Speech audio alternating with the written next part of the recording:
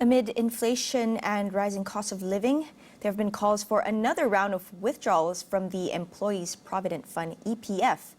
But as of 2021, over 6 million contributors have less than 10,000 ringgit in savings, with some 3 million having less than 1,000 ringgit. Economist Dr. Barjoya Bardai weighs in on the feasibility of a fifth round of withdrawals.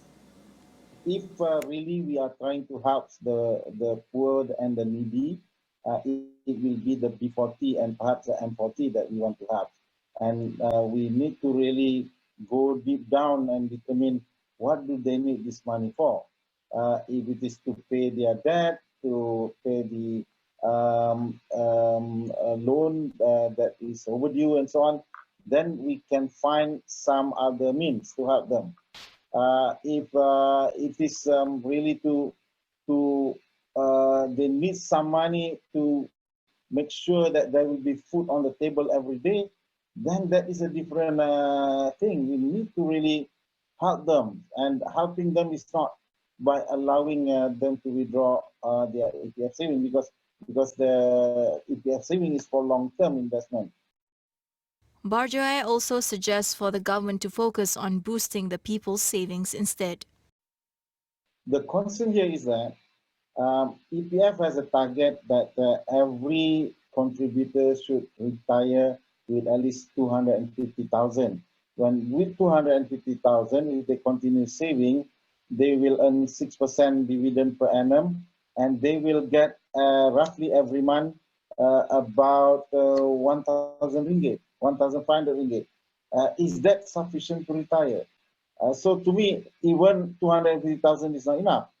They need 1 million saving by the end of their career. This is perhaps rather imposing to the government, but if we really want to help, we could actually lend them some fund to be invested with EPF. But this fund is something that we lend for over 10 years, and then the dividend from it will go to the contributor, but the principal will stay at the end of the government.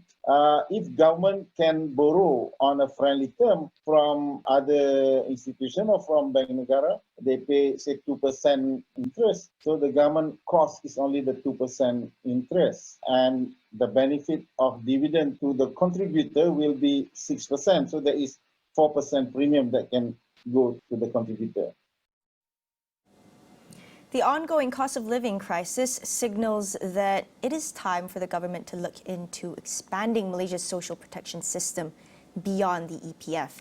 Dr. Barjoya Bardai advocates for more inclusive social protection to ensure long-term welfare for all.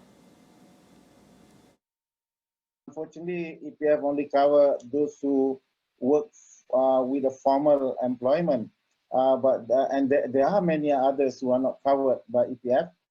These are the farmers, the fishermen, small micro business perhaps. So we need another avenue for this. And I'm suggesting that we create a national social protection institution, which is controlled by the government. And then the government will inject into this foundation some asset belonging to the government currently. And this will include companies that the government owns as GLC, the institution PNB, and some land that the government owns that generate rental and investment income. So we will not touch the asset, but the income from this investment will then be used to help the needy group. And as it accumulates over 10 or 20 years, we will see that this institution will be a credible institution to actually protect the whole citizen.